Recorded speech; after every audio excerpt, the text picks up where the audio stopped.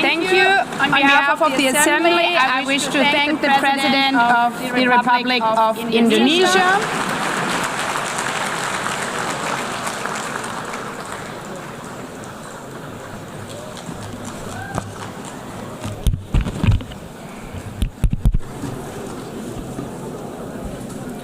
His Excellency, Mr. Antonio Guterres, Secretary General of the United Nations, Her Excellency, Madame Annalena Baerbock, President of the United Nations General Assembly,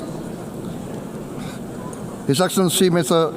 Moses Abelian, Under Secretary General for General Assembly and Management, Excellencies, Heads of States, Heads of Governments, distinguished delegates, ladies and gentlemen, it is indeed a great honor for me to stand in this august General Assembly Hall among leaders and representatives who represent almost all of humanity.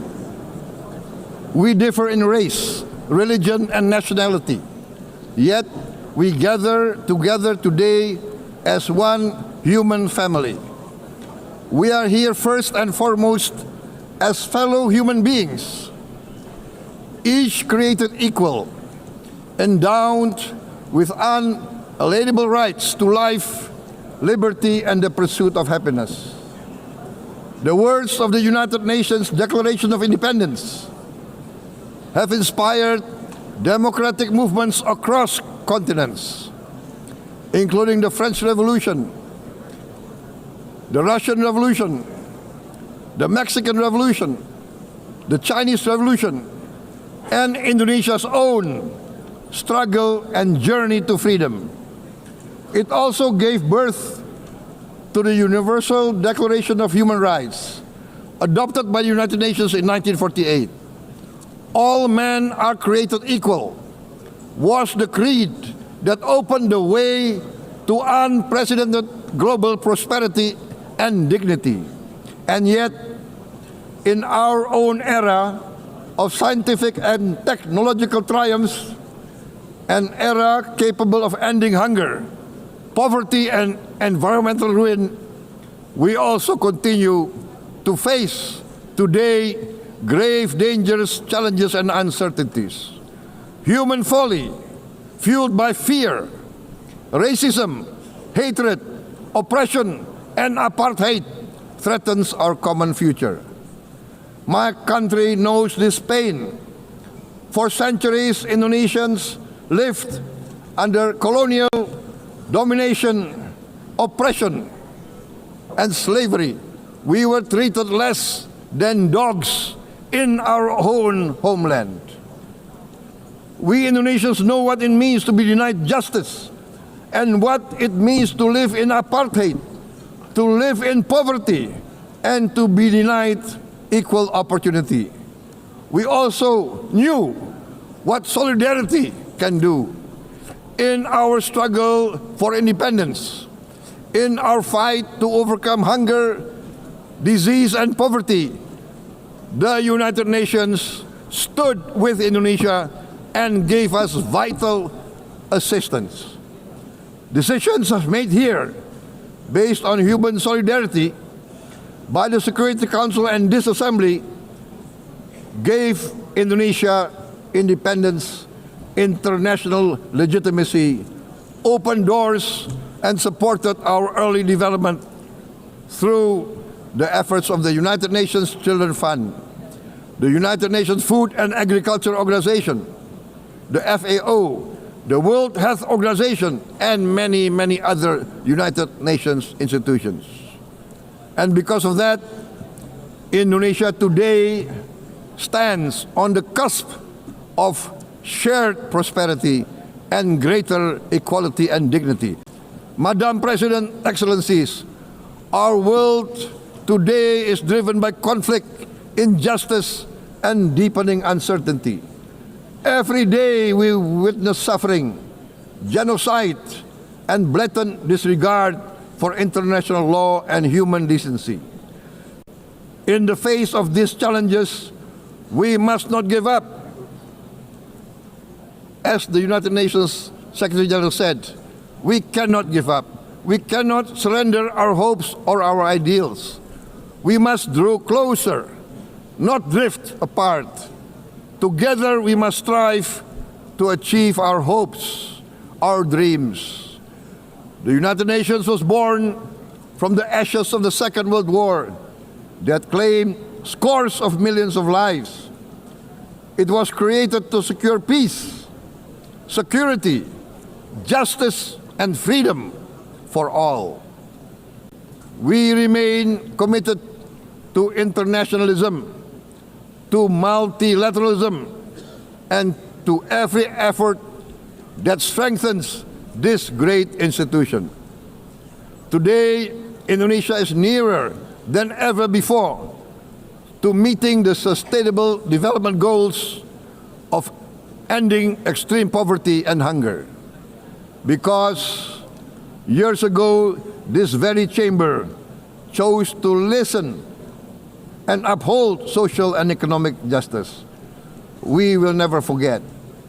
And today, we must never be silent while Palestinians are denied that same justice and legitimacy in this very hall. Excellencies, Thucydides warned, the strong do what they can, the weak suffer what they must. We must reject this doctrine. The United Nations exist to reject this doctrine. We must stand for all, the strong and the weak. Might cannot be right. Right must be right. Indonesia today is one of the largest contributors to United Peacekeeping Forces. We believe in the United Nations. We will continue to serve where peace needs guardians, not with just words, but with boots on the ground. If and when the United Nations Security Council and this great assembly decide Indonesia is prepared to deploy 20,000 or even more of our sons and daughters to help secure peace in Gaza or elsewhere, in Ukraine, in Sudan, in Libya, everywhere when the peace needs to be enforced, peace needs to be guarded, we are ready. We will take our share of the burden, not only with our sons and daughters, we are also willing to contribute financially to support the great mission to achieve peace by the United Nations. Madam President, Excellencies, I propose to this Assembly a message of hope and optimism, grounded in action and execution.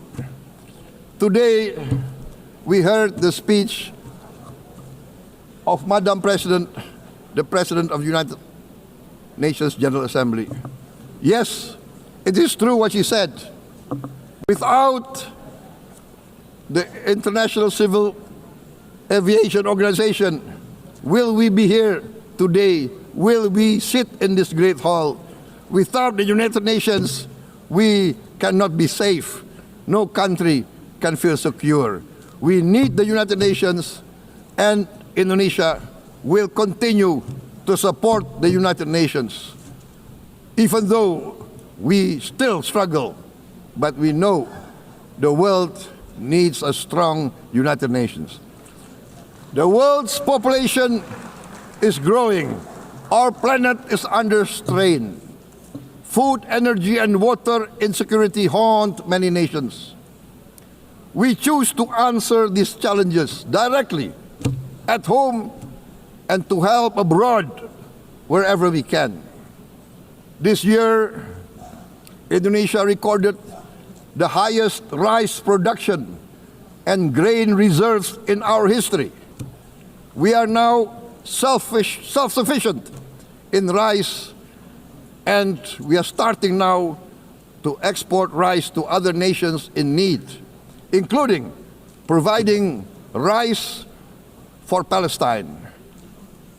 We are building resilient food supply chains, strengthening farmer productivity, investing in climate-smart agriculture to ensure food security for our children and for the children of the world.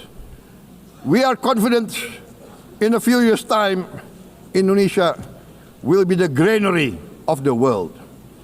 As the world's largest island state, we testify before you that we are already experiencing the direct consequences of climate change, particularly the threat of rising sea levels. The sea level on the north coast of our capital city is increasing by 5 centimeters every year. Can you imagine in 10 years? Can you imagine in 20 years? For this, we are forced to build a giant seawall, 480 kilometers in length. It will take us maybe 20 years, but we have no choice. We have to start now. Therefore, we choose to confront climate change not by slogans, but by immediate steps. We are committed to meeting our 2015 Paris Agreement obligations. We aim to achieve net zero emission by 2060, and we are very confident we can achieve net zero emission much earlier. We aim to reforest more than 12 million hectares of degraded forest, to reduce forest degradation, to empower local communities with quality green jobs for the future. Indonesia is shifting decisively from fossil fuel-based development towards renewable-based development. From next year, most of our additional power generation capacity will come from renewables. Our goal is clear: to lift all of our citizens out of poverty and make Indonesia a hub for solutions to food, energy, and water security. Madam President, Excellencies, we live in a time when hatred and violence can seem to be the loudest voices. But beneath this loud noise lies a quieter truth, that every person longs to be safe, to be respected, to be loved, and to leave a better world to their children. Our children are watching. They are learning leadership not from textbook, but from our choices.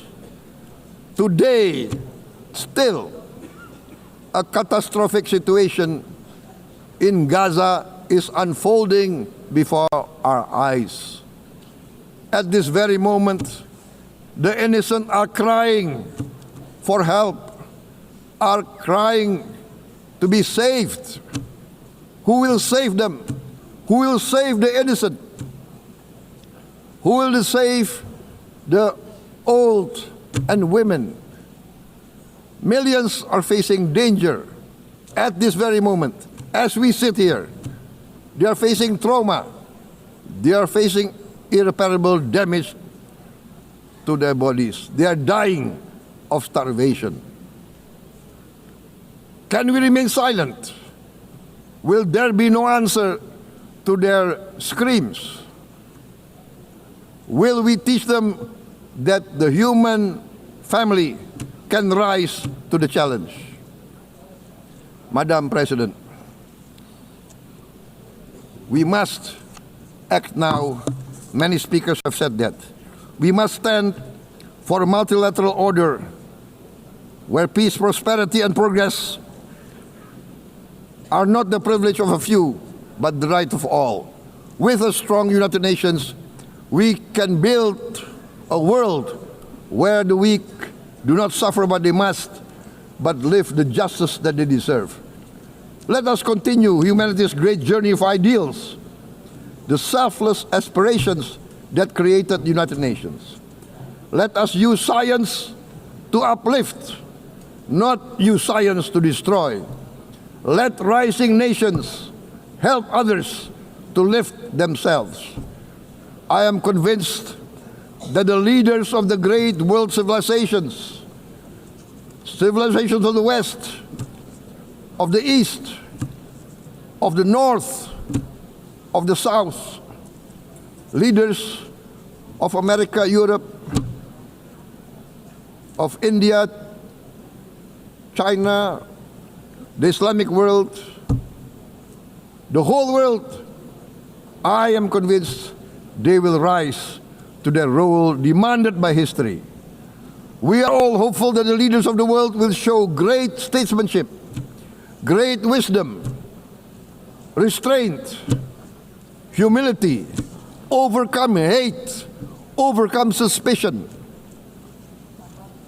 Madam President, distinguished delegates, we are greatly heartened by the events of the last few days, where significant leading countries of the world have chosen to side with history, to choose the right side of history, the path of the moral high ground, the path of rectitude, the path of justice, the path of humanity, to shun hatred, to overcome suspicion, and to avoid the use of violence. The use of violence will beget violence. No one country can bully the whole community of the human family.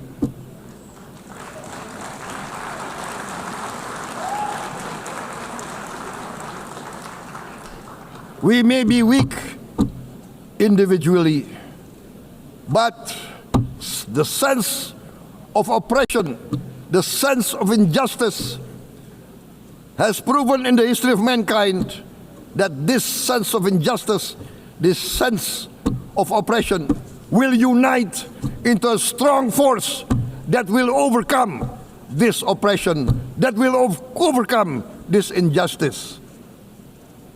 To close, I would like to reiterate again Indonesia's complete support for the two-state solution in Palestine. We must have an independent Palestine, but we must also recognize, we must also respect, and we must also guarantee the safety and security of Israel. Only then we can have real peace, and no longer hate and no longer suspicion. The only solution is this two-state solution. Two descendants of Abraham must live in reconciliation, peace, and harmony. Arabs, Jews, Muslims, Christians, Hindus, Buddhists, all religions, we must live as one human family. Indonesia is committed to being part of making this vision a reality. Is this a dream? Maybe, but this is the beautiful dream that we must work together towards. Let us work towards this noble goal.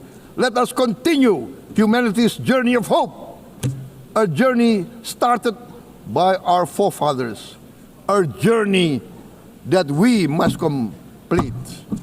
Thank you. Wassalamualaikum warahmatullahi wabarakatuh.